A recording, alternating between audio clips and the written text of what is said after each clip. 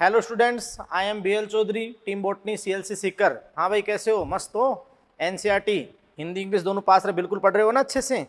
हाँ तो बेटा लेक्चर 19 एंड 19 में आपका स्वागत है। प्रीवियस लेक्चर में बेटा अपन ने क्राइसोफाइट एंड डायटम के बारे में स्टडी किया था। अपन ने कहा था बेटा कि जो डायटम क्राइसोफाइट्स हैं, डेस्मिड बाय डायटम और डेस्मिड दोनों मुख्यतः उसमें आते हैं, गोल्डन ब्राउन। और बेटा आपने अच्छे से कहा था कि डायटम की जो कोशिका भित्ति है वो दो अर्धांश से बनी है ना, और टू हाल्व, एक ऊपर का एपिथिका, नीचे का हाइपोथिका। और आपने कहा था कि बहुत ज़्यादा हाईली कंटेन, मतलब हाईली अमाउंट में, अत्यधिक मात्रा में सिलिका, उसमें धसी हुई सिलिका पार्टिकल्स हैं, तो बहुत ही हार्ड है। यस, और वो अपन बात बेटा कि सोप बॉक्स लीड, मतलब दोनों इस प्रकार से फिट होती है, एपिथिका हाइपोथिका, कि साबुन की डिबिया की तरह दिखाई देती हैं। और आप जानते हो कि सिलिका पार्टिकल के कारण उसको अपन, वैसे सेलोज होता है मेन कंटेंट, सेलोजिक सेल वाल होती है, लेकिन सिलिका पार्टिकल उसको प्रिश्यूल कहते हैं, सेल या प्रिश्यूल अपन कहते हैं। और फिर अपन ने बात की बेटा कि डायटम का जो स्टोर फूड है वो भी ल्यूकोसिन फैट ऑयल है, उसके कारण वो बिल्कुल हल्के होते हैं, तो सरफेस पे फ्लोट करते हैं, पैसिवली मूव करते हैं, क्योंकि उनके अंदर कोई मोटार स्ट्रक्चर फ्लेजिला तो होता नहीं है, और वाटर करंट जल धाराओं के साथ निष्क्रिय गति करते हैं, तो उनको फाइटोप्लैंक्टॉन्स खाता अपने, फाइटोप्लैंक्टॉन्स। यस बेटा, डिप्लॉइड उनका न्यूक्लियस होता है। यस, और क्लोरोफिल ए सी फ्यूकोजेंथिन ये उनके पिगमेंट थे। बात को समझ रहे हो? अब अपन ने कहा था बेटा कि उनकी सेल वॉल में इतनी ज़्यादा सिलिका होती है तो वो नॉन डेस्ट्रक्टिबल, ध्वंस नहीं होती है। और अपन बात रहे कि डायटम तो नए डायटम जन्मते भी हैं, मरते भी हैं, और हजारों सालों के अंदर ऐसा होता है कि लेकिन उनकी सेल वॉल के जो अवशेष थे वो डिकम्पोज नहीं हुए, तो वो समुद्र के पैंदे में जमा होते कि डायटमी मर्दा, डायटमस सोयल या अर्थ किसल घर उन्होंने बना दिए, और उसके बहुत सारे यूज फिर मानव को जब ये वर्द चट्टानें मिली तो इनका मनुष्य ने बहुत सारे यूज कर लिए, जो आपको बताया साउंड प्रूफिंग में, तेल, ऑयल और सिर्फ, यानी तेल और दवाइयों के निस्यंदन में, फिल्ट्रेशन में, और आप जानते हो कि मतलब सैंड पॉलिशिंग में, स्टोन पॉलिशिंग में, यस, सैंड पेपर बनाने में, यस। और आप जानते हो कि जो बॉयलर्स होते हैं या फिर नाभी की भट्टियाँ होती है, उनके ऊपर मात्रा की हीट इंसुलेटर के रूप में, ये सारे अपन ने बताए। अपन ने कहा वो बाइनरी फिजन करते हैं तो आधा भाग तो पेरेंट का रहता है, आधा भाग नया बनता रहता है, ये सारी बातें अपन ने की। यस, और बेटा इसके अलावा आप समझ सकते हो कि उनमें स्पेशल टाइप के स्पोर बनते हैं जिनको आप कहते हो ऑक्जोस्पोर। क्या कहते हो? ऑक्जोस्पोर कहते हो। ये विशिष्ट स्पोर बनते हैं उनके अंदर। बात को समझे? तो ये सारी बातें अपन ने कर ली प्रीवियस लेक्चर में, लेक्चर नंबर 18 में। अब लेक्चर नंबर 19 में अपन आज स्टडी करते हैं जो आपका डिवीजन पायरोफाइटा है, वो अपन ने पढ़ा था डिवीजन क्राइसोफाइटा। अब अपन बेटा प्रकाश संश्लेषी प्रोटिस्ट में, फोटोसिंथेटिक प्रोटिस्ट यानी प्लांट लाइक प्रोटिस्ट में, यानी बेटा जी देखो ध्यान दो, फोटोसिंथेटिक प्रोटिस्ट, फोटोसिंथेटिक प्रोटिस्ट बोले तो प्रकाश संश्लेषी प्रोटिस्ट में ही, प्रकाश संश्लेषी प्रोटिस्ट में ही अपन नेक्स्ट बात करते हैं, नेक्स्ट डिवीजन की बात करते हैं जो प्लांट लाइक हैं, प्लांट लाइक प्रोटिस्ट। तो प्लांट लाइक प्रोटिस्ट में एक डिवीजन का अपन स्टडी कर चुके हैं, that is Chrysophyta. And the next division, यहाँ पर नेक्स्ट डिवीजन की बात करते हैं तो वो है डिवीजन पायरोफाइटा, डिवीजन पायरोफाइटा। तो बेटा जी ध्यान से सुनो, देखो डिवीजन पायरोफाइटा, डिवीजन पायरोफाइटा। बात को समझे नहीं समझे? और इसकी क्लास डिवीजन पायरोफाइटा में कौन सी क्लास का अपन स्टडी करेंगे? डायनोफाइसी, डायनोफाइसी, यानी बेटा अपन बात करेंगे डायनोफाइसी, जो एक एल्गी क्लास है, डायनोफाइसी। अब आप ध्यान दो, देखो जब 5 जगत वर्गीकरण नहीं था तो ये एल्गी की क्लास है डायनोफाइसी, लेकिन अकॉर्डिंग 5 किंगडम ये एकोस्की ये यूकेरियोट हैं, तो किसमें आएंगे? प्रोटिस्टा में आएंगे। तो डिवीजन पायरोफाइटा क्लास डायनोफाइसी, डायनोफाइसी। और अपन बात करते हैं ग्रुप क्या है? ग्रुप आपका है डायनोफ्लैजिलेट्स, डायनोफ्लैजिलेट्स, ये ग्रुप आपका है डायनोफ्लैजिलेट्स। Yes, clear? तो बेटा आप समझ सकते हैं कि डिवीजन पायरोफाइटा क्लास डायनोफाइसी, डायनोफ्लैजिलेट्स, डायनोफ्लैजिलेट्स। यानी अपन एक बात कहें कि ये ऐसे प्रोटिस्ट हैं, और ऐसा विन्यास केवल इन्हीं में मिलेगा कि protist with 2 flagella, protist with 2 flagella. Protist with 2 flagella, यानी 2 कसाबिकाओं के साथ, है ना, प्रोटिस्ट विथ 2 फ्लैजिला, है ना, द्विकसाबिक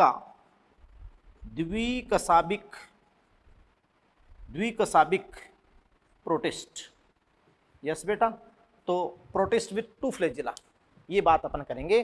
तभी नाम क्या पड़ा, इस ग्रुप का नाम क्या पड़ा, डायनोफ्लैजिलेट्स। यस बेटा, पायरोफाइसी या पायरोफाइटा, क्लास डायनोफाइसी।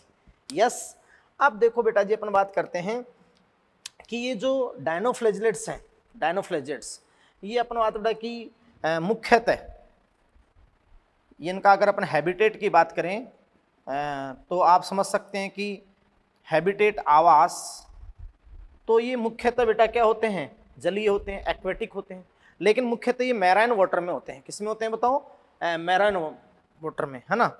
तो ये आप लिखोगे बेटा कि मुख्यतः ये समुद्र जलीय होते हैं, मुख्यतः ये समुद्र जलीय होते हैं। बोले तो बेटा किस में होते हैं, मैराइन वाटर में होते हैं। मेनली अपन कहेंगे मैराइन वाटर। यस और नो भाई, समझे, क्लियर है ना। अब मेरी बात सुनो बेटा जी कि ये जो डायनोफ्लैजिलेट्स होते हैं, तो डायनोफ्लैजिलेट्स में 2 फ्लैजिला होते हैं, और 2 फ्लैजिला होते हैं तो एक फ्लैजिला अपन बात करें कि लॉन्गिट्यूडिनल लंबवत होता है, और एक फ्लैजिला अपन बात करें कि ट्रांसवर्स होता है। तो ये जो लॉन्गिट्यूडिनल ट्रांसवर्स यानी लंबवत और अनुप्रस्थ का ये जो विन्यास है, ये एकमात्र ये कोशिकाएं इन्हीं में मिलते हैं। बात को समझे। तो अपन अब इसके आगे क्या लेते हैं, सेल स्ट्रक्चर की बात करते हैं, कोशिका संरचना की बात करते हैं।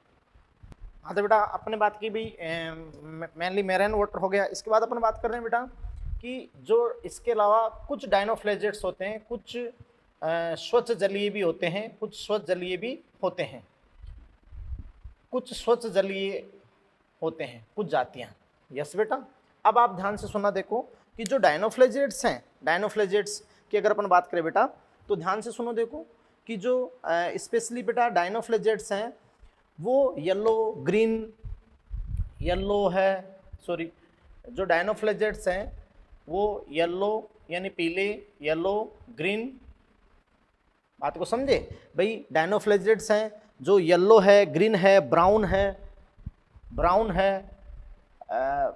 ब्लू या रेड कलर के रूप में प्रकट हो सकते हैं, और ये डिपेंड करता है बेटा कि इनमें डोमिनेंट मेन पिगमेंट क्या है। डोमिनेंट मतलब प्रभावी, डोमिनेंट पिगमेंट क्या है, डोमिनेंट पिगमेंट यानी प्रभावी पिगमेंट क्या है, प्रभावी वर्णक क्या है या मुख्य वर्णक क्या है, उस पर डिपेंड करता है कि ये अलग अलग रंग में प्रकट हो सकते हैं, येलो, ग्रीन, ब्राउन, ब्लू या रेड कलर के रूप में प्रकट हो सकते हैं। बात को समझ रहे हैं आप। यस, इसके लिए अपन बात करते हैं बेटा कि जो डायनोफ्लैजिलेट्स हैं इनमें 2 फ्लैजिला होते हैं, और आपको मैंने पहले बता दिया कि एक ट्रांसवर्स और एक लॉन्गिट्यूडिनल होता है। क्लियर। आप जानते हो यूकैरियोटिक कोशिका है तो झिल्ली परिबद्ध कोशिका अंग, वो सारी संरचनाएं तो होंगी। इनकी सेल वॉल सेलुलोजिक प्लेट्स होती हैं, उनका एक कवच होता है, तो इनको कवचित सेवाल भी अपन कहेंगे। तो अब अपन आगे इस पे अपन जाएंगे, किस पे बेटा, सेल स्ट्रक्चर पे जाएंगे। किस पे जाएंगे बताओ, सेल स्ट्रक्चर पे। हाँ तो बेटा देखिए डायनोफ्लैजिलेट्स की सेल स्ट्रक्चर, तो सारी बात अपन समझते हैं कि सेल स्ट्रक्चर बेटा जनरली अपन कहते हैं कि भाई डायनोफ्लैजिलेट्स यूनिसेलुलर हैं, वो तो प्रोटिस्टा में सारे यूनिसेलुलर यूकैरियोट्स हैं। बात को समझे, तो यूनिसेलुलर हैं। यूनिसेलुलर का मीन क्या हो गया, एक कोशिकीय, यूनिसेलुलर हैं जी। यस बेटा, एक कोशिकीय। यस, उसके बाद अपन कहें कि भाई मोटाइल हैं। मोटाइल क्यों हैं, चल हैं। चल क्यों हैं, क्योंकि आप समझ सकते हो कि द्विकसाबिकीय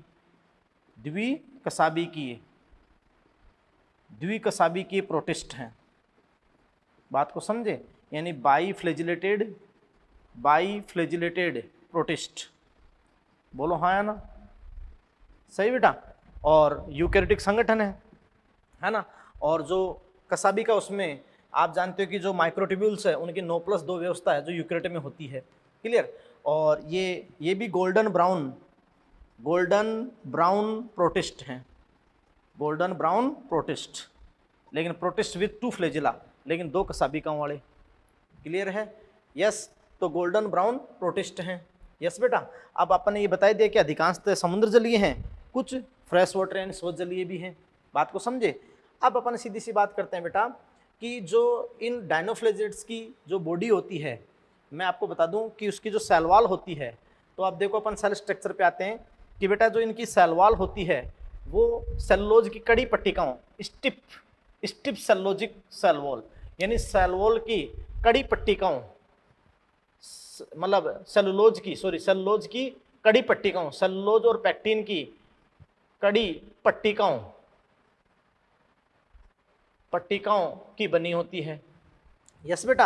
यानी अपन कहें कि जो इनकी सेल वॉल है तो वो आप जानते हो कि एक रिजिड कोट है, थिक्का है, कोट या थिक्का, आवरण, थिक्का, लोरिका जिसको अपन बोलते हैं, है ना। और वो कड़ी सेलुलोज की कड़ी पट्टिकाओं की stiff, STIFF, stiff cellulosic walls यानी सेलुलोज की कड़ी पट्टिकाओं की बनी होती है। और सेल वॉल का मुख्य अंश होता है सेलुलोज और पैक्टिन होता है बेटा। यस। और आप अच्छे से जानते हो कि जो थिक्का या लोरिका है वो 2 या उससे अनेक आर्टिकुलेटेड, बिल्कुल आर्टिकुलेटेड और खंडित, मतलब स्क्लेप्टेड, आर्टिकुलेट, ये सेलुलोज की कड़ी पट्टिकाएं होती है। ये अपन बात बेटा कि स्टिफ सेलोल, मतलब ये सेलुलोज की कड़ी पट्टिकाएं होती हैं। मैं आपको बता देना चाहता हूँ। क्लियर? इसलिए अपन बात करें इनको कवचित शैवाल भी कहते हैं। इसलिए अपन इनको क्या कहते हैं? कवचित शैवाल भी कहते हैं, है ना। आर्मर्ड एल्गी अपन आगे लिखेंगे। यस। इसके बाद अपन बात करते हैं बेटा कि देखो ये डायनोफ्लेजेट्स हैं, ये डायनोफ्लेजेट्स 2 फ्लैजिला रखते हैं। कितने फ्लैजिला रखते हैं? 2। और ये जो सेलुलोज की कड़ी पट्टिकाएं होती है तो इनमें 2, एक अनुप्रस्थ खांच पाई जाती है और एक अनुदैर्घ्य खांच पाई जाती है। अब ये जो डायनोफ्लेजेट्स हैं ये 2 फ्लैजिला रखते हैं, है ना। और फ्लैजिला दोनों समान नहीं होते हैं, असमान होते हैं, तो उसको आप बोलते हो हेटेरोकोन्ट, हेटेरोकोन्ट बोलते हो, विषम कसाबिक। यस। अब देखो बेटा कि ये 2 कसाबिका रखते हैं। एक आपका होता है अनुप्रस्थ, है ना, पीछे से ऐसे चारों तरफ से इसके आता है। सेल का 3 डायग्राम बनाए तो बेटा पीछे से, मतलब एक आपका होता है ट्रांसवर्स फ्लैजिलम यानी अनुप्रस्थ फ्लैजिला, जो रिबन के समान होता है। किसके समान होता है? फित्ते के समान, रिबन के समान होता है। ये आपका होता है ट्रांसवर्स फ्लैजिलम। यस। और ये आप जानते हो खांच में स्थित होते हैं, जहाँ पट्टिकाएं नहीं होती, उनके बीच में खांच होती है, तो ये आपकी होती है ट्रांसवर्स ग्रूव, अनुप्रस्थ खांच होती है। इसको आप बोलते हो सिंगुलम या एनुलस, इसको आप बोलते हो सिंगुलम या एनुलस। यस बेटा। तो एक फ्लैजिला तो आपका होता है अनुप्रस्थ। यस। अनुप्रस्थ आपका होता है, अनुप्रस्थ फ्लैजिलम रिबन के समान, ये अनुप्रस्थ खांच में होता है, सिंगुलम या एनुलस में। बात को समझे? और जो दूसरा फ्लैजिला होता है वो कैसे लाइज होता है, धारण होता है? लंबवत, लॉन्गिट्यूडिनल फ्लैजिलम होता है। लॉन्गिट्यूडिनल फ्लैजिलम का मीन होगा अनुदैर्घ्य, सॉरी अपन बात करें इसको अपन कहें लंबवत ये फ्लैजिलम होता है। यस। और ये एक दूसरे के 90 डिग्री पर, ये ट्रांसवर्स और ये लंबवत दोनों एट राइट एंगल का मीन हो गया एक दूसरे से 90 डिग्री पर ये होते हैं एट 90 डिग्री। बात को समझे? और ये जो खांच में स्थित होता है उसको आप कहते हो लॉन्गिट्यूडिनल ग्रूव, लंबवत खांच, सल्कस कहते हो। क्या कहते हो? सल्कस। यस। इसलिए दोनों, एक अनुप्रस्थ फ्लैजिला है और दूसरा अनुदैर्घ्य फ्लैजिला है, तो इसको आपने बोला हेटेरोकोन्ट। भाई ज़्यादा से ज़्यादा अगर कोई सेल अगर दो कसाबिका भी धारण करे तो देखो ये पैटर्न होता है, या ज़्यादा से ज़्यादा ये पार्श्व रूप में जुड़े हो सकते हैं ऐसे। लेकिन ये स्वरूप कि एक अनुप्रस्थ और दूसरा अनुदैर्घ्य, ये केवल और केवल किसमें मिलता है? डायनोफ्लेजेट्स में मिलता है। तो ये कौन सी गति करते हैं? Spinning movement. ये ऐसे घूम घूम के स्पिनिंग मूवमेंट करते हैं। इसको आप बोलते हो विरलिंग विप्स, WHIRLING, विरलिंग विप्स बोलते हो आप इसको। क्या बोलते हो बेटा जी? विरलिंग विप्स बोलते हो। बात को समझे? तो बेटा देखो पहले तो सेलुलोज की कड़ी पट्टिकाओं का कवच होता है ना, और वो बीच बीच में खंडित या गुहा होती हैं और वो स्क्लप्टेड होती हैं। बात को समझे? मैं आपको समझाना चाह रहा हूँ कि वो जो आप जानते हो कि आर्टिकुलेटेड होती है या फिर स्क्लप्टेड प्लेट होती हैं, ये सेलुलोज की कड़ी पट्टिकाएं होती है। और सेलुलोज की कड़ी पट्टिकाओं के बीच से खांच होती है, तो खांच से एक चारों तरफ ऐसे अनुप्रस्थ फ्लैजिला जाता है और एक खांच से अनुदैर्घ्य फ्लैजिला जाता है। तो 2 फ्लैजिला आपके होते हैं, इसलिए हेट्रोकॉन्ट हैं और दोनों असमान होते हैं। ये बॉडी सतह की सफाई में ही काम में आता है, गति केवल ये लॉन्गिट्यूडिनल कराता है ना, मूवमेंट गति ये लॉन्गिट्यूडिनल कराता है। तो इसमें 9+2 सूक्ष्म नली की संगठन होता है, 9+2। तो ये आपकी स्ट्रक्चर होगी इसकी डायनोफ्लैजिलेट्स की, है ना बेटा।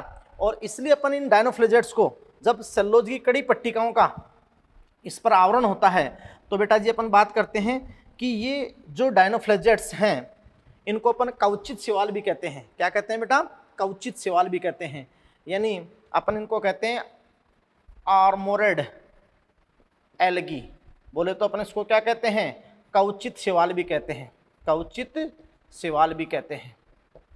बात को समझे। और बेटा ये इस फ्लैजिला की सहायता से एक्टिव मूवमेंट, सक्रिय गति करते हैं, सक्रिय गति, है ना। जबकि आप जानते हो डायटम डेस्मिड क्या कर रहे थे? निष्क्रिय गति कर रहे थे। ये एक्टिव मूवमेंट करते हैं, सक्रिय गति, एक्टिव मूवमेंट फ्लैजिला की सहायता से, है ना। उसको आप विर्लिंग विप्स कहते हैं, स्पिनिंग मूवमेंट या विर्लिंग विप्स कहते हैं, सक्रिय गति करते हैं। इसलिए इनको अपन सम्मिलित रूप से जो भी डायनोफ्लैजिलेट्स उनको अपन नेक्टोन कहते हैं, है ना। क्योंकि वो एक उसकी स्वरूप जो वाटर में निष्क्रिय गति करें उनको आप प्लैंकटन कहते हो, अगर वो पादप समान है तो फाइटोप्लैंकटन कहते हो। और वो एक उसके स्वरूप जो अपन बात रहे कि सक्रिय गति करे, एक्टिव मूवमेंट करे, उनको आप क्या कहते हो? नेक्टोन कहते हो। क्या कहते हो बेटा? नेक्टोन। यस, तो ये आपकी बात हो गई और नेक्टोन हो गया। और मैं आपको यहीं पे समझाना चाहता हूं कि भाई ये मतलब एक दूसरे से 90 डिग्री पे होते हैं, 90 डिग्री पे होते हैं ना। तो आप जानते हो कि स्पिनिंग, अपन आपको मैं बताना चाह रहा हूं बेटा कि ये स्पिनिंग मूवमेंट करते हैं, स्पिनिंग मूवमेंट, स्पिनिंग मूवमेंट करते हैं। और इस मूवमेंट को अपन क्या कहते हैं? विर्लिंग विप्स, विर्लिंग विप्स कहते हैं अपन। ये लो जी, विर्लिंग विप्स कहते हैं, विर्लिंग विप्स। क्योंकि दोनों फ्लैजिला एक दूसरे के 90 डिग्री पे स्थित होते हैं। बोलो हाँ, है ना। तो ये बेटा क्या दर्शाते हैं? विर्लिंग विप्स, है ना। यानी इन प्रोटिस्ट को अपन विर्लिंग विप्स भी कहते हैं। ये बात आपके समझ में आई।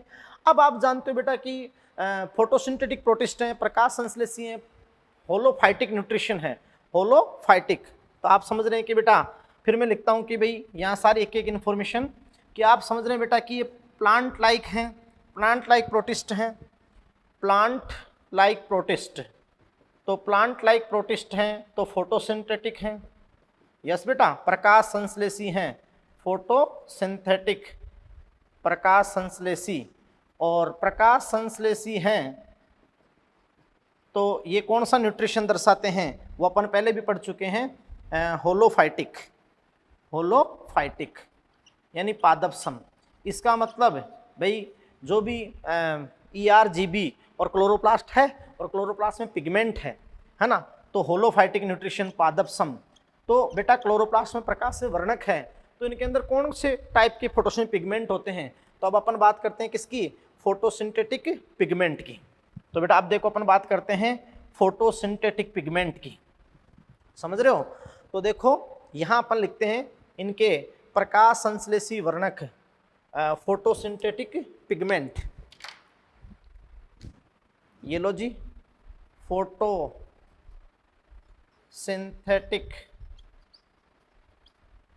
पिगमेंट, फोटोसिंथेटिक पिगमेंट की बात करते हैं। प्रकाश संश्लेषी वर्णक, सॉरी, फोटोसिंथेटिक पिगमेंट, प्रकाश संश्लेषी वर्णक। और डायनोफ्लैजिलेट के जो प्रकाश संश्लेषी वर्णक होते हैं वो मेनली आप जानते हो कि क्लोरोफिल AC। यस भाई, क्लोरोफिल, क्लोरोफिल A और C। आप जानते हो सभी ऑक्सी प्रकाश संश्लेषण में क्लोरोफिल A तो यूनिवर्सली सार्वभौमिक रूप से प्रेजेंट होगा, तो क्लोरोफिल A और क्लोरोफिल C ये आपको मैं बता दूं। इसके अलावा जेंटोफिल, जेंटोफिल, जेंटोफिल इनके अंदर होता है। और जेंटोफिल में मैं आपको बता दूं बेटा कि डायनोजेंथिन, डायनोजेंथिन, तो ये जेंटोफिल होता है, डायनोजेंथिन। तो देखो बेटा अच्छे से बता दिया, बार बार बता दिया, प्रकाश संश्लेषी वर्णक फोटोसिंथेटिक पिगमेंट इनके होते हैं क्लोरोफिल A और क्लोरोफिल C। यस बेटा। और आप जानते हो कि carotene, beta carotene, alpha carotene तो होता है जेंटोफिल। तो जेंटोफिल में आपने क्या बता दिया कि भाई जेंटोफिल में आपने बता दिया डाइनोजेंथिन, डाइनोजेंथिन। तो डाइनोजेंथिन होता है। ये इनके हो गए फोटोसिंथेटिक पिगमेंट, प्रकाश संश्लेषी वर्णक। फिर अपन बात करते हैं बेटा कि इनका संचित भोजन क्या है। तो इनका जो संचित स्टोर फूड है, संचित भोजन,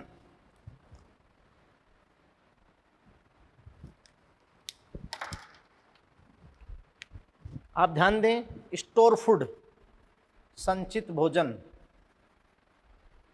तो बेटा जी आप समझ सकते हैं कि इनका संचित भोजन है कार्बोहाइड्रेट, आदिम carbohydrate plus oil droplet, carbohydrate plus oil droplet, carbohydrate और तेल बिंदुक, ये अपन कहें आदिम स्टार्च, स्टार्च होता है, स्टार्च। यस बेटा, जो कार्बोहाइड्रेट ही है, कार्बोहाइड्रेट और ऑयल ड्रॉपलेट, ये इनका क्या हो गया बेटा, स्टोर फूड हो गया। बात को समझ रहे हैं? तो ये इनका क्या हो गया बेटा, स्टोर फूड हो गया, संचित भोजन हो गया। बात को समझ रहे हैं? यस। अब अपन बात करते हैं जो नेक्स्ट इनकी नेक्स्ट पॉइंट की बात करते हैं। अब देखो बेटा कि ये जो डायनोफ्लैजेलेट्स होते हैं ये मध्यस्थ की तरह कैसे कार्य करते हैं कि ये यूकैरियोटिक कोशिकाएं हैं, यूकैरियोटिक सेल हैं, और आप समझ सकते हो कि इनमें केंद्रक है, केंद्र की झिल्ली है, लेकिन एक तो केंद्र की झिल्ली में न्यूक्लियर पोर, केंद्रीय छिद्र नहीं है। और इन डायनोफ्लैजेलेट्स में मैं आपको बताना चाहता हूं, इन डायनोफ्लैजेलेट्स में जो स्टोन प्रोटीन होता है, स्टोन, ये एब्सेंट होता है, स्टोन प्रोटीन एब्सेंट होता है। क्लियर बेटा? अब स्टोन प्रोटीन एब्सेंट होता है, स्टोन अनुपस्थित होता है, तो ये प्रोकैरियोट का लक्षण हो गया। लेकिन तुम जानते हो बाकी मतलब केंद्र की झिल्ली केंद्रक है, झिल्ली परिवर्तित कोशिकांग, अंतःप्रद्वीप जालिका, गोल्जिकाए, क्लोरोप्लास्ट, और क्लोरोप्लास्ट में पिगमेंट हैं। बात को समझे? तो वो सारे गुण यूकैरियोट के हैं।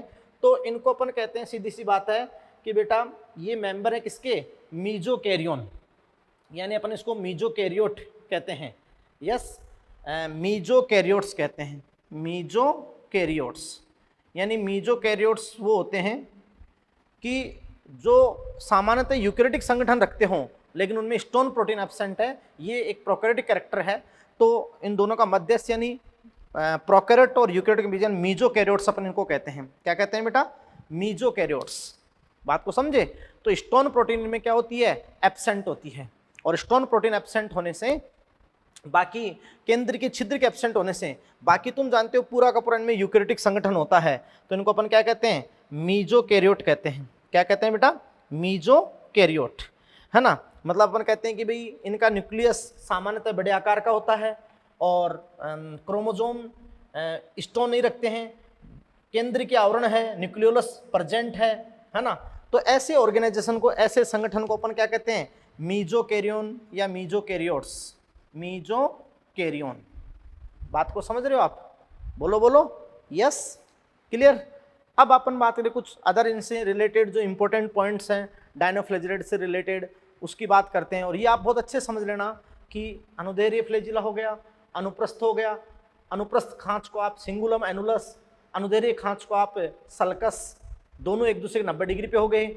स्पिनिंग मूवमेंट होगी तो आपने विर्लिंग विप्स कह दिया। यूकैरियोटिक फ्लैजिला का संगठन है 9+2, माइक्रोट्यूबुलर संगठन है। यस बेटा। कठोर सेलोजी, कड़ी पट्टिकाओं की बनी सलवाल है, तो कवचित सेवाल अपन कहते हैं। क्या कहते हैं? कवचित सेवाल।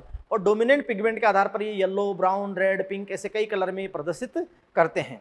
बात को समझे? इनके फोटोसिंथेटिक पिगमेंट बता दिया, इसका संचित भोजन बता दिया, एक एक चीज आपको नोट करवा दी। यस। और अब अपन बात करें इससे रिलेटेड कुछ स्पेशल पॉइंट हैं, इसके एग्जाम्पल और कुछ स्पेशल पॉइंट्स हैं, तो वो अपन लेते हैं। देखिए बेटा, रिप्रोडक्शन इनमें डायनोफ्लैजेलेट्स में रिप्रोडक्शन, जनन, क्लियर। तो जनरली या कॉमनली इनमें एसेक्सुअल जनन ही पाया जाता है, अलैंगिक जनन ही पाया जाता है। यस बेटा।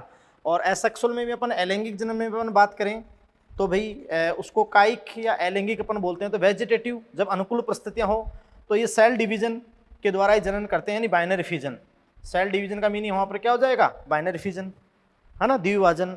और प्रतिकूल परिस्थितियों में ये स्पोर मतलब कुछ बीजाणु बनाते हैं। यस बेटा। और देखें सेक्सुअल रिप्रोडक्शन, लैंगिक जनन, कुछ डायनोफ्लैजिलेट्स में आइसोगेमस या एनाइसोगेमस विधि सिनगेमी रिपोर्टेड हुई, देखी गई, जैसे सिरेसियम में, सिरेटियम में या सिरेसियम में अपन बात करते हैं।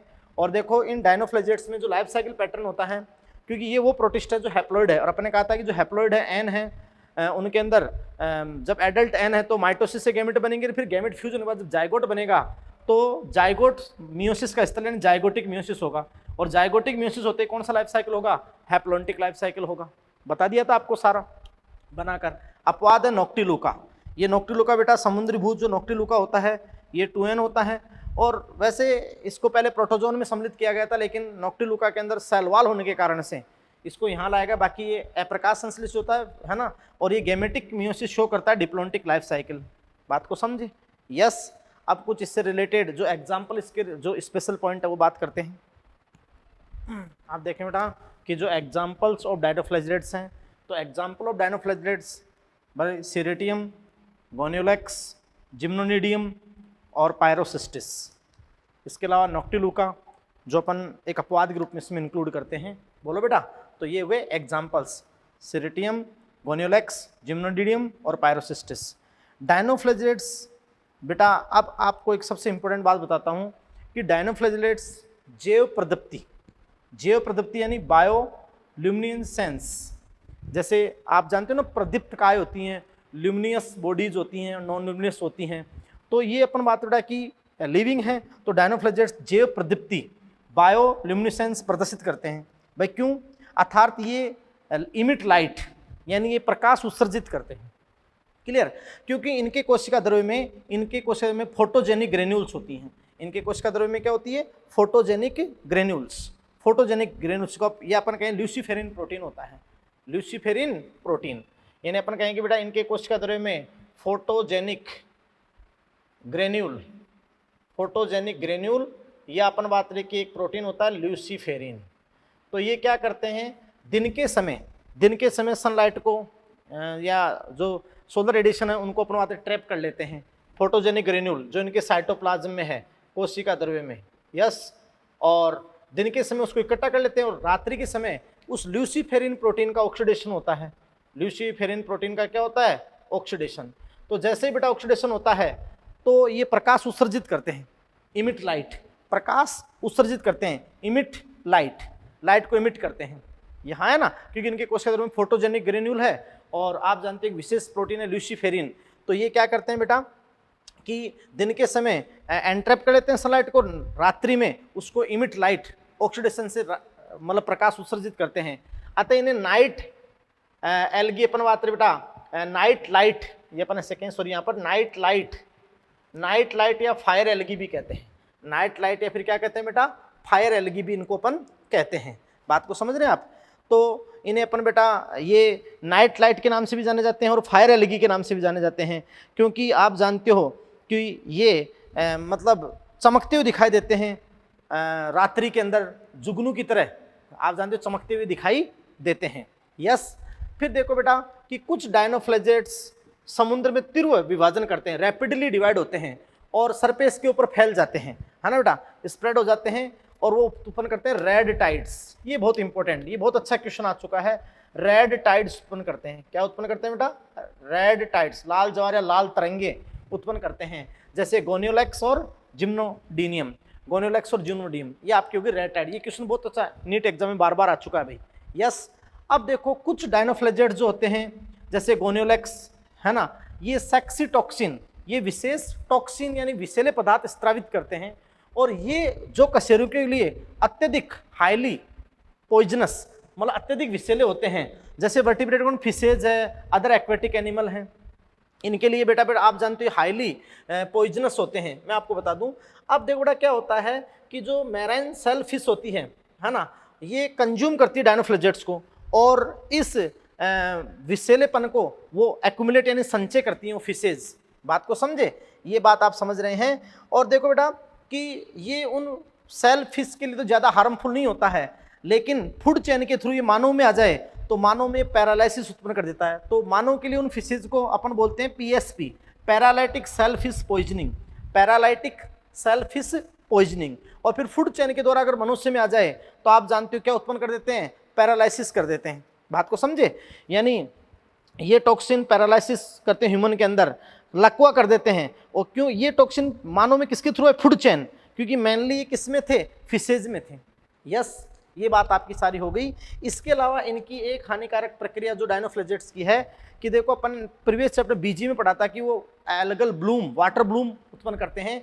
एक बार नीट में क्वेश्चन आया तो बीजी के साथ में ये आए डायनोफ्लेजेट्स भी। यस, तो बेटा देखो ये भी क्या करते हैं कि वाटर ब्लूम के लिए रेस्पॉन्सिबल होते हैं। कभी कभी जब ये बहुत ज़्यादा वृद्धि कर लेते हैं तो फिर आप जानते हो कि ये भी वाटर ब्लूम, मैं कह दूं आपको वाटर ब्लूम, तो वाटर ब्लूम के लिए जिम्मेदार होते हैं। तो बेटा देखो ये 100% एनसीईआरटी से मैंने आपको dinoflagellates word to word, line to line, और आप एनसीईआरटी रखकर एक एक शब्द को और क्लियर करें। सेलोजी कड़ी पट्टिकाएं, 2 फ्लैजिला इनकी जो सबसे बड़ी विशेषता, ये सबसे ज़्यादा बार नीट में क्वेश्चन आ चुका है। जबकि उधर पहले मैंने कराया डायटम क्राइसोफाइट, वहाँ से समुद्र के मुख्य उत्पादक, चीफ प्रोड्यूसर, और जो डायटमी मर्दा है उसके उपयोग, बात को समझे, और जो साबुन की डिब्बियों वाली बात, वो वहाँ से क्वेश्चन बार बार आ चुका है। तो नीट के प्रीवियस पेपर में आप देख रही है, अनुमान भी लगाएं कि क्वेश्चन कैसे अराइज होता है, कैसे बात होती है। तो 2 ग्रुप अपन पढ़ चुके हैं, क्राइसोफाइटा और पायरोफाइटा, यानी डायटम और डायनोफ्लैजिलेट्स। अब अपन नेक्स्ट ग्रुप पढ़ेंगे यूग्लेनोइड्स। हाँ तो देखिए बेटा यूग्लेनोइड्स, यूग्लेनोफाइटा। यस, तो देखो यूग्लेनोइड्स या यूग्लेनोफाइटा डिवीजन, यूग्लेनोफाइटा, और अपन बात है कि यूग्लेनोइड, इसका अपन स्टडी करेंगे। क्लियर बेटा? तो देखो भाई ये एक ऐसा ग्रुप है, जब तक सनलाइट अवेलेबल है, जब तक सूर्य का प्रकाश उपलब्ध है, तो ये फोटोसिंथेटिक एबिलिटी प्रदर्शित करते हैं, यानी अपनी प्रकाश संश्लेषण क्षमता प्रदर्शित करते हैं, यानी स्वपोषण ये प्रदर्शित करते हैं। कौन है? यूग्लेनोफाइट्स या यूग्लेनोइड, यूग्लेनोइड्स या यूग्लेनोफाइट्स। हाँ या ना बेटा? तो आप समझ रहे हैं बेटा कि भाई देखो पहले इन्हें अगर अपन कहें कि प्रीवियसली, यानी पूर्व में अपन कहें बेटा, जो पूर्व के वर्गीकरण थे, तो पूर्व में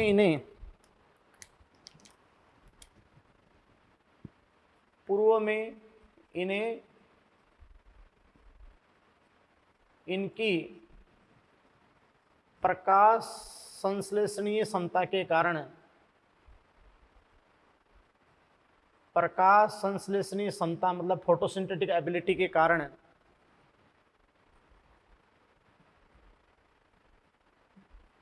जगत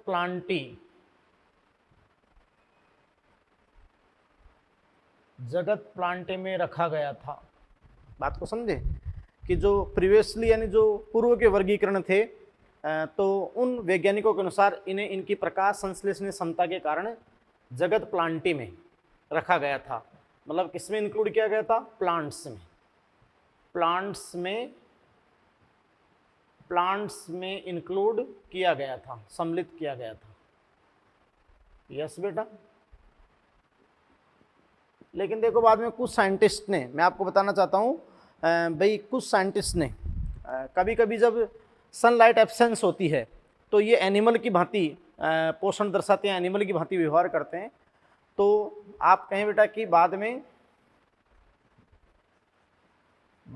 कुछ वैज्ञानिकों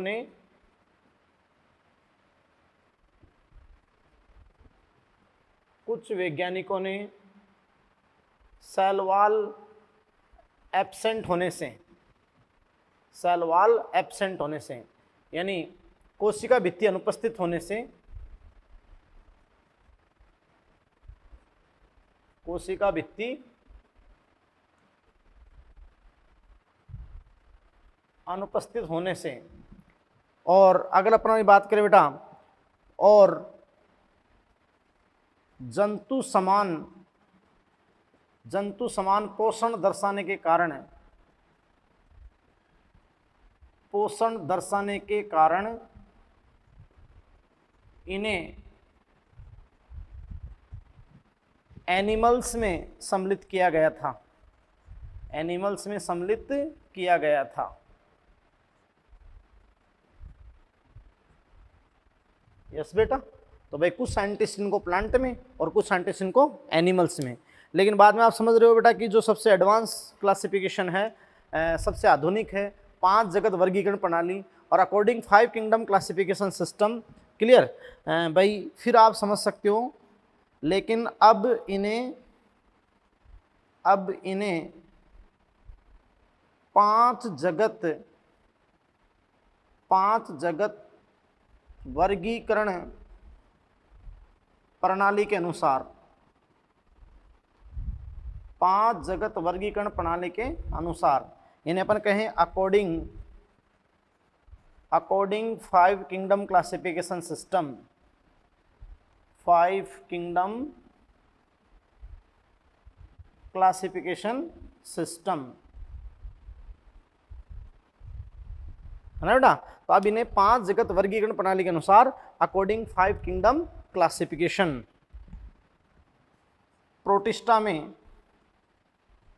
प्रोटिस्टा में सम्मिलित किया गया है, प्रोटिस्टा में सम्मिलित किया गया है।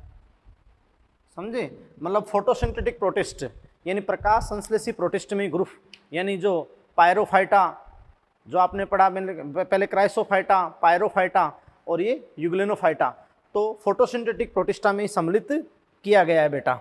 यस और नो। अब देखो मैं आपकी बात करता हूँ नेक्स्ट। भाई देखो, ये मतलब अधिकांशतः ये, अगर अपने यहाँ बात करें हैबिटेट की, किसकी, आवास की, तो आप क्या कहोगे बेटा कि ये अधिकांशतः, ये आप बेटा आप कहोगे कि ये अधिकांशतः मतलब स्वच्छ जल में पाए जाते हैं। ये मुक्त जीवी रूप में, बोले तो फ्री लिविंग फॉर्म, मुक्त जीवी रूप में अधिकांशतः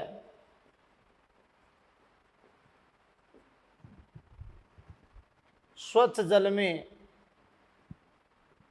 जल फ्रेश वाटर,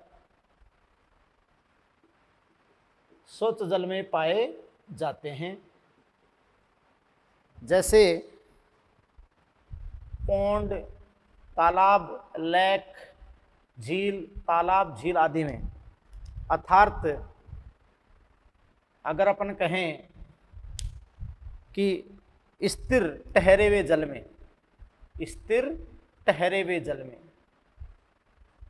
ठहरे हुए जल में, तो अपन बात करें कि फ्रेश वाटर, और अपन यहाँ बात करें स्टेगनेंट वाटर का मीन होता है रुका हुआ, ठहरा हुआ, शांत जल।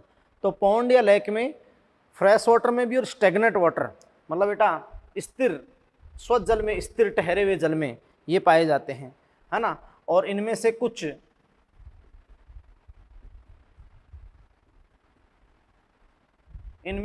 नम मिट्टी, डैम सॉइल,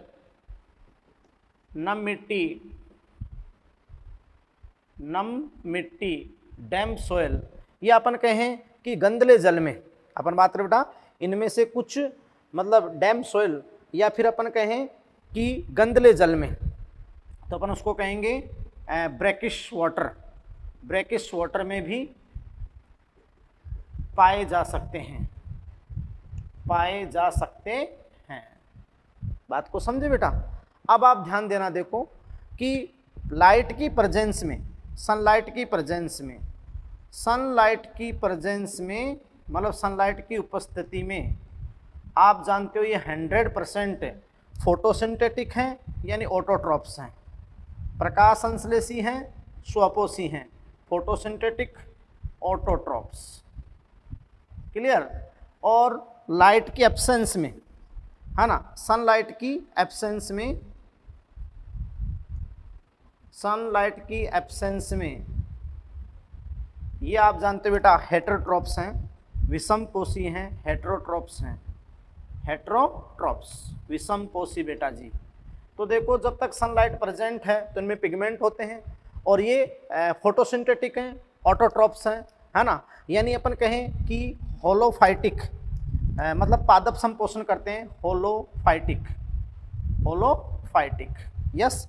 लेकिन सनलाइट के एब्सेंस में हेटेरोट्रॉप है, विषमपोषी हैं और अपने से अपने से छोटे जीवों को, अपने से स्मॉलर ऑर्गेनिज्म को खाते हैं, मतलब एज ए प्रीडेटर, खाते हैं यानी प्रीडेटर। क्लियर? तो ये आपका हो जाएगा क्या, होलोजोइक। फिर आप अपन कहें कि भाई ये होलोफाइटिक भी होलोजोइक भी, इसलिए मैं यहीं पे लिख दूं कि भाई ये कैसा न्यूट्रिशन दर्शाते हैं, मिक्सोट्रॉफिक, मिश्रित पोषी। ये आप समझ रहे हो कि कैसे होते हैं, मिश्रित पोषी, मिक्सोट्रॉफिक होते हैं। और स्पेशली इसमें जो सबसे बड़ा जीनस है यूग्लिना, जो पादप और जंतु के बीच की कड़ी माना जाता है यूग्लिना, तो वो है मिक्सोट्रॉफिक। अब अपन नेक्स्ट देखते हैं यूग्लिना की सेल स्ट्रक्चर। इसकी सेल स्ट्रक्चर कैसी है, इसके पिगमेंट क्या हैं, और आप इसका स्टोर फूड क्या है, और आगे अपन रिप्रोडक्शन के जो भी मेथड्स ये होते हैं। तो बेटा यहाँ पोषण की दृष्टि से कैसे होते हैं, मिक्सोट्रॉफिक, यस और नो।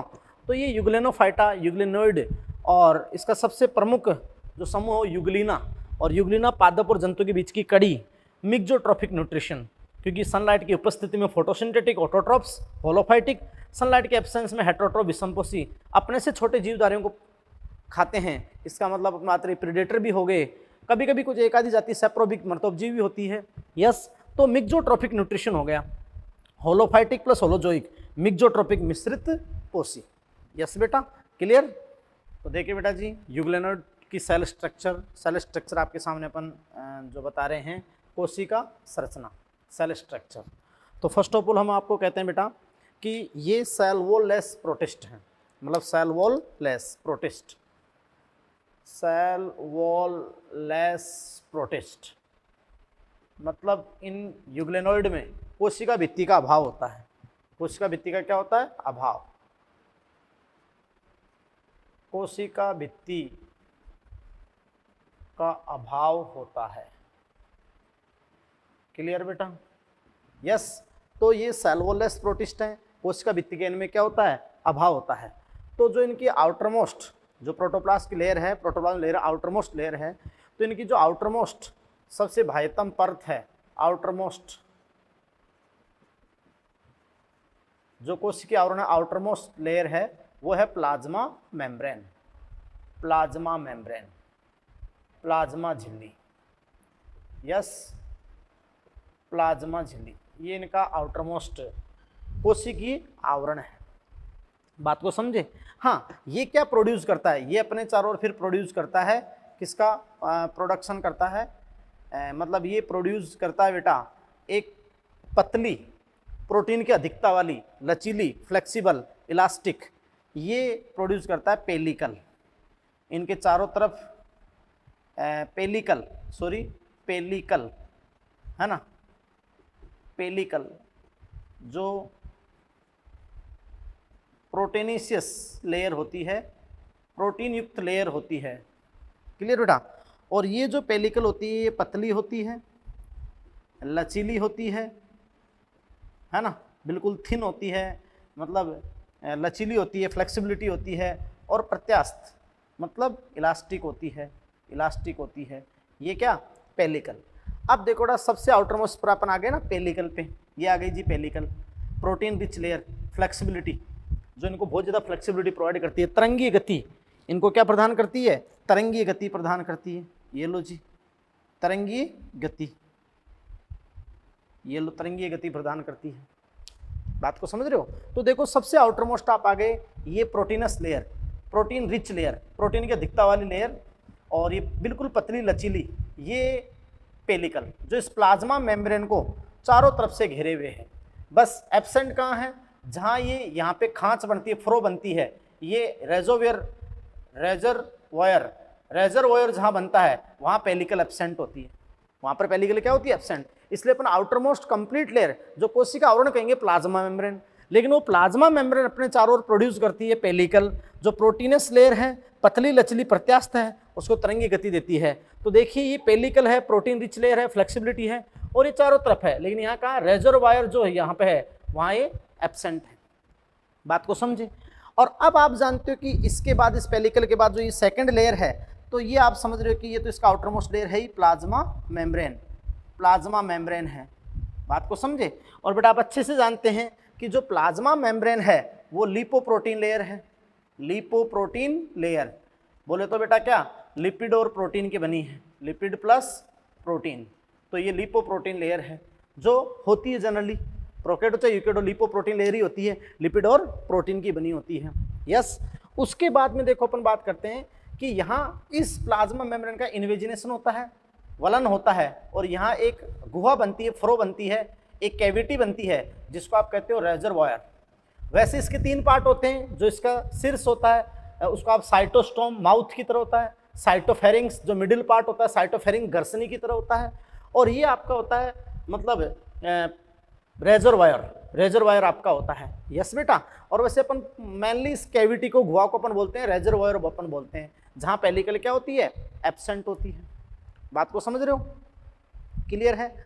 और मैं आपको बता दूं कि जनरली जब सनलाइट प्रेजेंट होती है तो इनमें पिगमेंट है, तो ये आप जानते हो कि फोटोसिंथेटिक यानी प्रकाश संश्लेषी पादप के समान पोषण करते हैं, है ना, स्वपोषी होते हैं। लेकिन जब लाइट एब्सेंट होती है तो इस साइटोस्टोम से ही, ये अपने से छोटे जीवधारियों को साइटोस्टोम से ही लेते हैं, और यहाँ उसको नष्ट करने के लिए डाइजेस्टिव एंजाइम्स जो बनते हैं, और यहीं पर उसको मतलब डाइजेस्ट करके जो यूजफुल उसको एब्जॉर्ब कर लेते हैं, बाकी एक्सेट्री मटेरियल को रिजर्वियर में ही रख देते हैं। बात को समझे नहीं समझे, क्लियर। तो ये बात है बेटा। अब देखो मैं आपको बताना चाहता हूँ कि ये जो यूग्लेनोइड्स हैं, ये यूग्लेनोइड्स मैं आपको बता दूं, आपने बता दिया कि सबसे फिर बाहर का आवरण आपका हो गया प्रोटीन युक्त पेलिकल का बना होता है और लचकदार हो गया।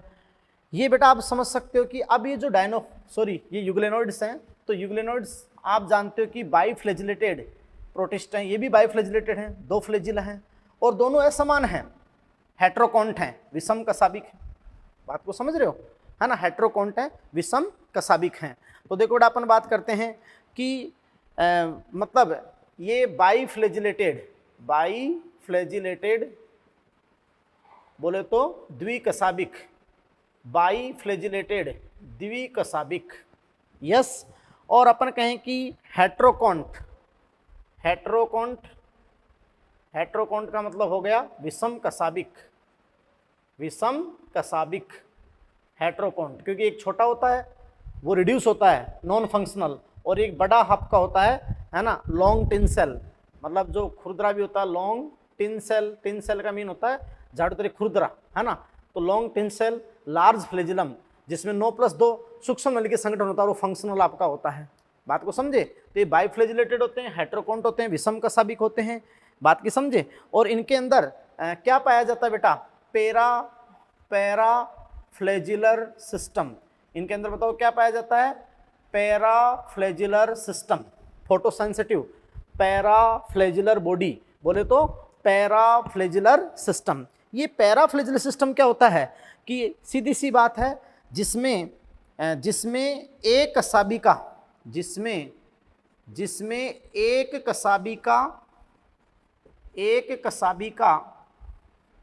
की इच्छा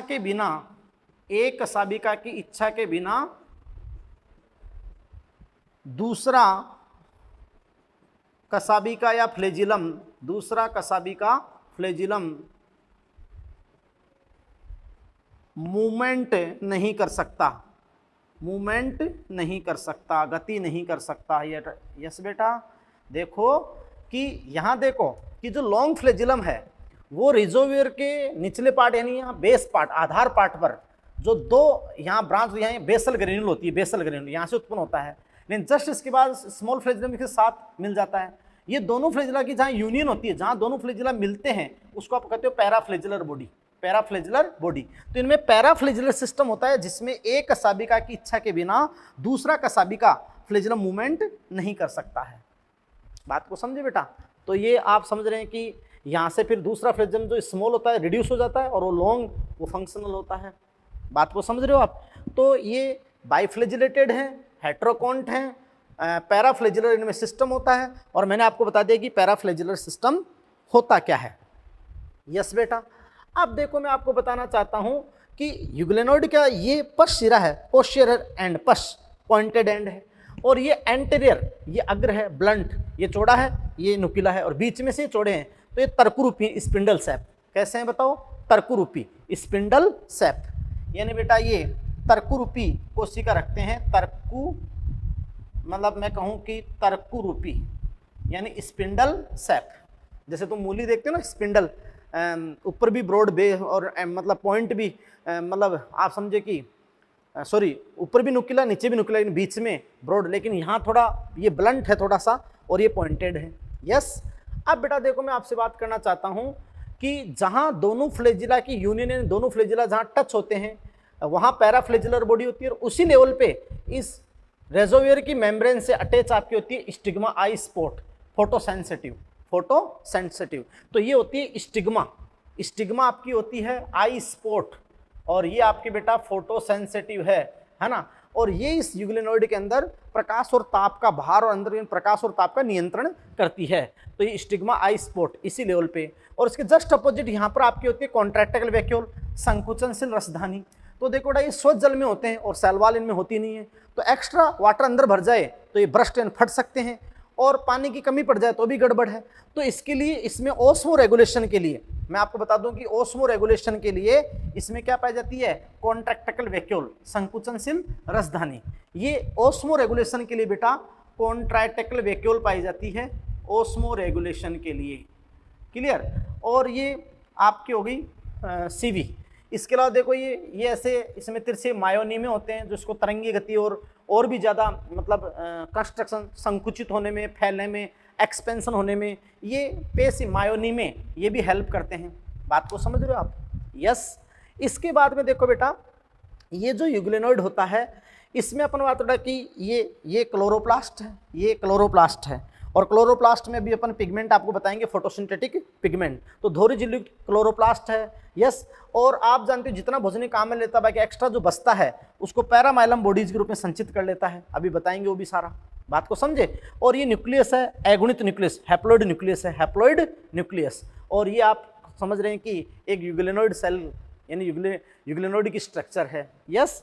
अब अपन इससे आगे की इंफॉर्मेशंस की अपन अध्ययन करते हैं कि देखो बेटा सीधी सी बात है कि इस यूग्लिनोइड सेल में क्लोरोप्लास्ट है, क्लोरोप्लास्ट है तो आप समझ सकते हो कि दोहरी झिल्लीयुक्त कोशिकांग क्लोरोप्लास्ट, और उसके अंदर थाइलेकोइड, और उस पे होते हैं फोटोसिंथेटिक पिगमेंट, प्रकाश संश्लेषी वर्णक। तो इस यूग्लिनोइड के फोटोसिंथेटिक पिगमेंट क्या हैं? Photosynthetic pigment. यस बेटा। तो देखो फोटोसिंथेटिक पिगमेंट प्रकाश संश्लेषी वर्णक, प्रकाश संश्लेषी वर्णक, ये लो जी प्रकाश संश्लेषी वर्णक।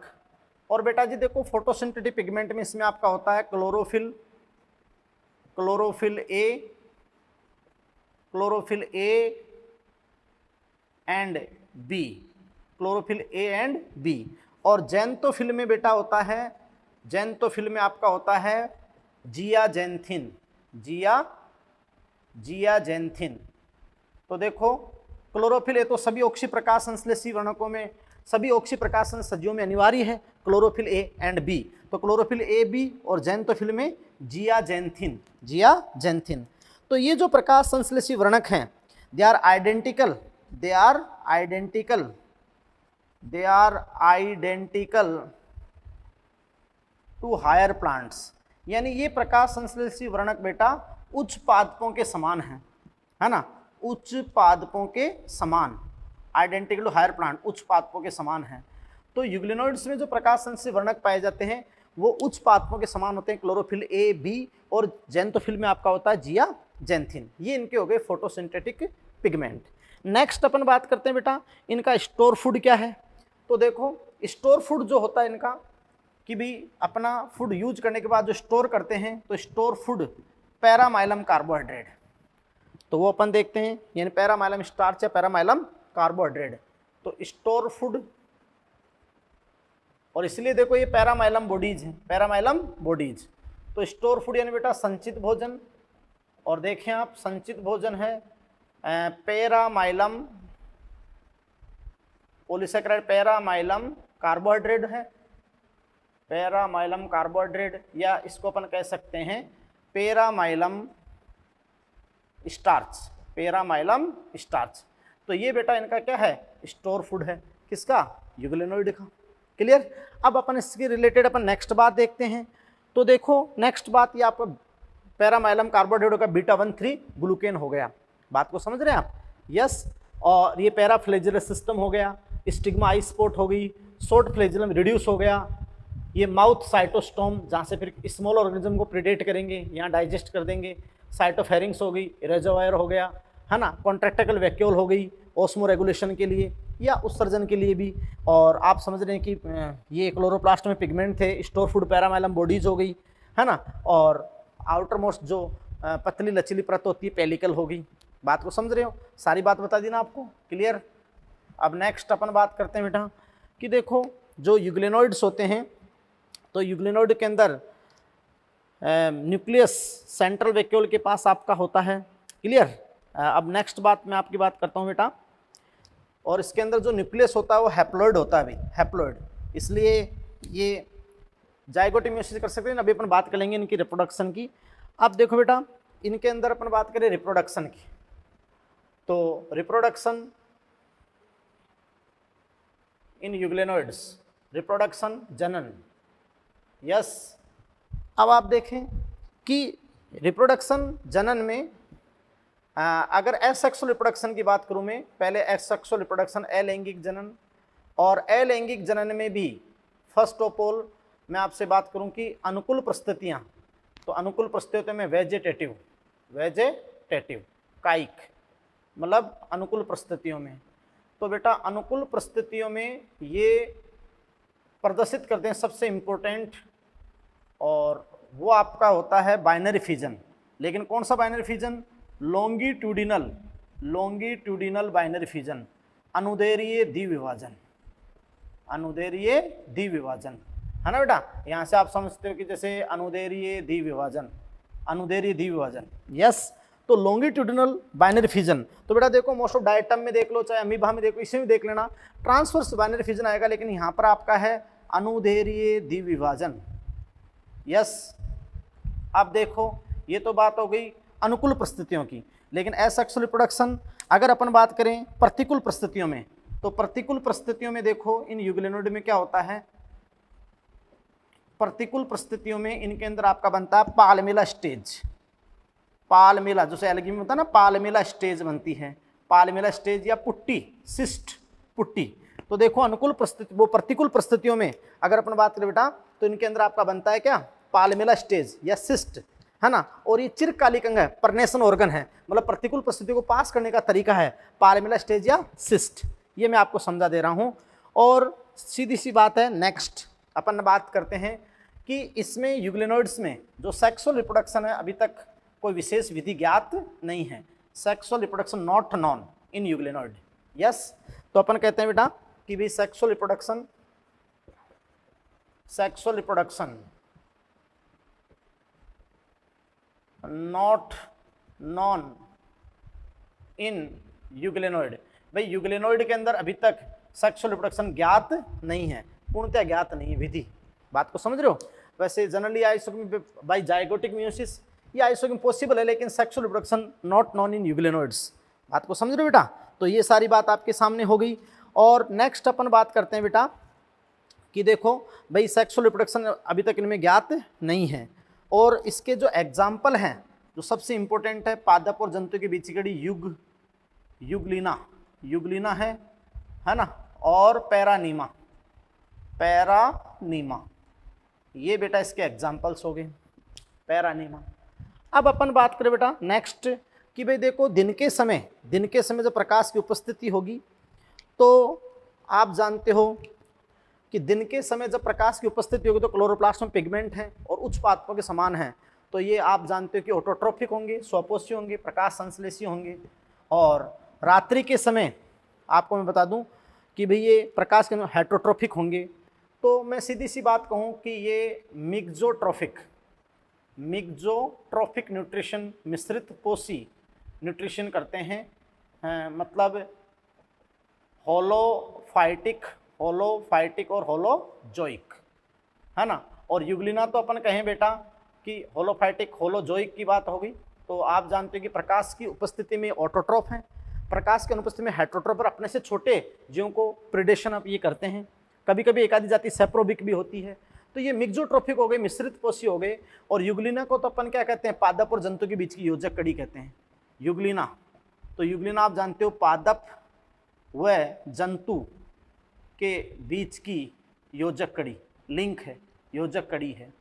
बात को समझे। तो अकॉर्डिंग 5 किंगडम इसको अपन ने फिर कहाँ रखा, प्रोटिस्टा में रखा। बात को समझ रहे हो बेटा। ये सारी बात मैंने आपको बता दी। और देखो मैं आपसे और बातें करना चाहूँ कि भाई देखो, सबसे पहले ये कोशिका एक single and long tinsel type flagellum, जिसको आप स्टिकोनिमेटिक भी कहते हैं, टिन सेल 7 लॉन्ग स्टिकोनिमेटिक भी कहते हैं, ये फ्लैजिला धारण करती है। बात को समझे बेटा। फिर अपन कहें बेटा कि भाई ये जो फ्लैजिला है, यहाँ 2 फ्लैजिला होते हैं, एक रिड्यूस होता है, लेकिन जो लंबा फ्लैजिला होता है उसके 2 शाखाएं होती है ना। ये 2 शाखाएं होती है, ये अपनी खुद की बेसल ग्रेन्यूल रखता है। लेकिन फिर जब जहाँ दोनों फ्लैजिला मिलते हैं, जहाँ दोनों फ्लैजिला की यूनियन होती है, उसको आप कहते हो पैराफ्लैजिलर बॉडी। जहाँ देखो ये यूनियन होती है उसको आप कहते हो पैराफ्लैजिलर बॉडी, आपने कह दी। बात को समझे। ये साइटोस्टोम मुख्य भांति काम करता है, फेरिंग्स हो गई, रिजोवेयर हो गया। बात समझ रहे हो। ये रिड्यूसिस होता है, वो फंक्शनल आपका होता है। वही 9+2 माइक्रोट्यूबुलर संगठन होता है यूकेरियोट की तरह, वही यूकेरियोट है, इसलिए समझ रहे हो आप बात को। फिर अपन बात करना चाहते हैं बेटा जी, सीधी सी बात है कि जो एपिकल एंड है सेल में, उसमें वो अंतर्ग्रहण के लिए तो उसमें 3 पार्ट है। माउथ यानी साइटोस्टोम है, कैनाल जो मतलब नली है वो साइटोफेरिंग्स है, और रेजरवायर है। स्टिग्मा जानते हो, आई स्पॉट है जो मेम्ब्रेन रिजोवियर की मेम्ब्रेन से अटैच होती है। स्टिग्मा रिजोवियर की मेम्ब्रेन झिल्ली से ही है ना अटैच स्टिग्मा, लेकिन किस लेवल पे है, जहाँ पैराफ्लैजिलर बॉडी है, जहाँ पर क्या है बेटा, पैराफ्लैजिलर बॉडी है। तो बहुत अच्छे से आराम से, और वो फोटोसेंसिटिव है, हाँ है ना, आप समझ रहे हैं। फिर अपन बात करते हैं बेटा कि कॉन्ट्रैक्टिकल वैक्यूल है, जो मेन काम है ओस्मो रेगुलेशन का, फिर उत्सर्जन का। यस। और फिर अपन बात करते हैं बेटा कि एक लार्ज न्यूक्लियस है जो हैप्लॉइड है। यस। और ये मैंने पहले कल ये सारी बातें आपको समझा दी। तो ये आपका एक ग्रुप हो गया यूग्लेनोइड। अब इससे रिलेटेड बेटा बहुत अच्छे क्वेश्चंस करें। ये आपका एक ग्रुप हो गया फोटोसिंथेटिक प्रोटिस्ट के 3। पहले अपन ने कराया क्राइसोफाइटा, पायरोफाइटा, और अपन बात करेंगे बेटा यूग्लेनोफाइटा, यूग्लेनोइड्स। यस। नेक्स्ट लेक्चर में अपन स्लाइम बोर्ड और जो प्रोटोजोआ, तो खैर यहाँ नहीं लेकिन प्रोटोजोन्स की अपन बात करेंगे। बात को समझ रहे हो ना, क्लियर है। तो thank you very much. Yes. और उससे रिलेटेड क्वेश्चंस की बात करें। यस बेटा।